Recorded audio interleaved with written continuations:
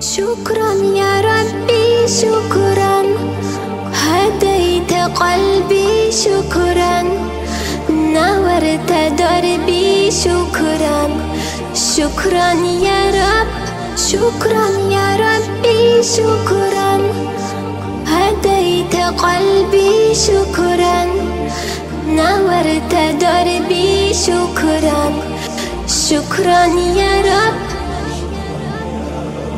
يا منزل القرآن يا خالق الإنسان يا ربي يا رحمن شكرا يا رب يا منزل القرآن يا خالق الإنسان يا ربي يا رحمن شكرا يا رب شكرا يا ربي شكرا هديت قلبي شكرا نورت دربي شكرا شكرا يا رب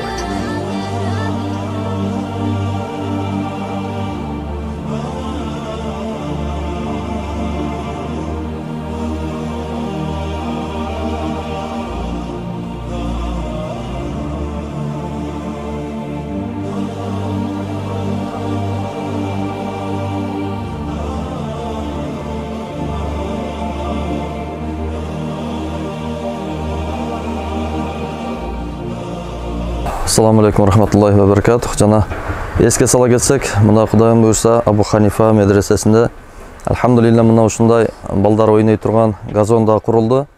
Газондун курулушуна өтө көп инсандар, өтө чоң салымдарын кошту. Ошолордун бири ушул Сулайманабад айылынын тургуну Кабыл ажыбыз, жана костюм шым саткан Эрнис досубуз, жана ушул жерге салым кошкон Иман Аманат кайрымдуулук фонду тарабынан уюштурулган бир топ жамааттар жана кайрымдуу инсандар көпчүлүгү ушул жака чоң салымдарын кошту.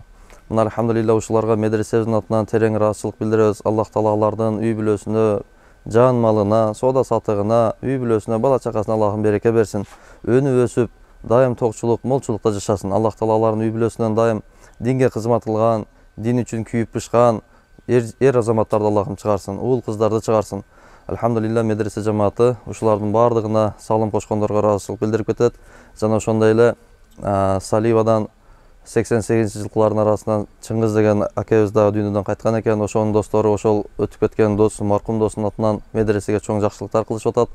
Алардан дагы Аллах Таала ыраазы болсун. Чындыгында өтүп кеткен адамдар сиз менен бизден тек гана сооп иштерди гана күтөт. Ошондуктан туугандар баарыбыз кайдыгер карабастан өтүп кеткен адамдарга дагы сооп тапшырып турайлы. Жана мечит медреселерге жардам берип турайлы. Ушул мечит медреселер эртең кыямат күнү күбөлүк берет. Аллах ушул адам мечит медресеге жардам берген эле, бизди абад кылган эле дейт. Аллахым сен дагы буларга райым кылгын, булар дагы абад кылгын деп эртең мечит медреселер күбөлүк берет. Ошого иншалла баарыбыз ушул жака кайдыгер карабастан мечит медреселерге, жетим жесирлерге, жалпы эле муктаж болгон адамдарга дайым колубуздан келишинче жардам берейли. Өйдөнкү кол астыңкы колдон жакшы дегендей дайым берүүчү болойлу. Аллах Таала алуучу кылбасын. Ким дайым бере турган болсо, ал эч качан албайт. Ошон үчүн туугандар бергенди үйрөнөйлү. Аллах бизге берет. Аллах Таала айтып атат: "Эй пендем, сен бергин, мен сага берем" деп атат. Ошондуктан туугандар Алладан алуунун жолу ушундай берүү. Берсек Аллах берет. Ошондуктан туугандар берейли. Аллах Таала менен бизге 10 эсе көбөйтүп берет. Мына ушундай биздин Кудайым буйрса экинчи потогубуз дагы 10 июлдан башталат. Абу Ханифа медресеси 12 жаштан жогору балдарды медресеге кабыл алууну жарыялайт. Кудайым буйрса биздин максатыбыз жаш муунга кызмат кылып, жаш муунду дин менен тарбиялап, Кудайым буйрса ушул биздин лагерде окуп жаткан балдардын арасынан эле Кудайым буйрса эртең Кыргызстандын керегине жарай турган, Кыргызстандын кызматын кыла турган эр азаматтар чыгат. Ушул эле балдар Кудайым буйрса президент болуп калышы мүмкүн. Ушул эле балдар, ушул жерде окуп аткан балдар депутат болуп калышы мүмкүн. Ушул жерде окуп аткан балдар ушул жерден тамга тааныган, ушул жерден Алланы тааныган, китепти тааныган, Куранды окуганды билген балдар эртең буйрса врач болот, эртең милиция болот, ар кайсы тармактардагы инсандар болот. Ошондон туугандар жаштарга, жаштыгынан эгерде динди тааныта турган болсок, булар чоңойгондо динге кызмат кылган, имандуу, инсаптуу башчылардан болот. Эгерде буларга биз жаштыгынан кайдыгер карай турган болсок, эртең чоңоюп калган кезинде, акыл эси өзүн таап калган кезинде буларга динди айтсаң, имандуулукту айтсаң, булардын мээси кабыл албай турган учур болуп калат.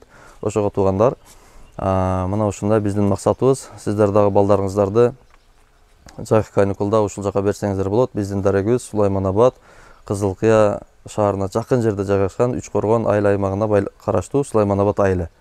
Кызылкыялыктар жакшына билет, бул жерди суухана деп да коюшат. Бул жакта разъезд аэропортко кетип аткан жолдо оң колдо Сулайманабад деген арка бар. Ошол жактан киргенде медресе. Кудайым буйрса, жаш өспүрүмдөргө кызмат кылганга даярбыз. Ассаламу алейкум ва рахматуллахи ва баракатух.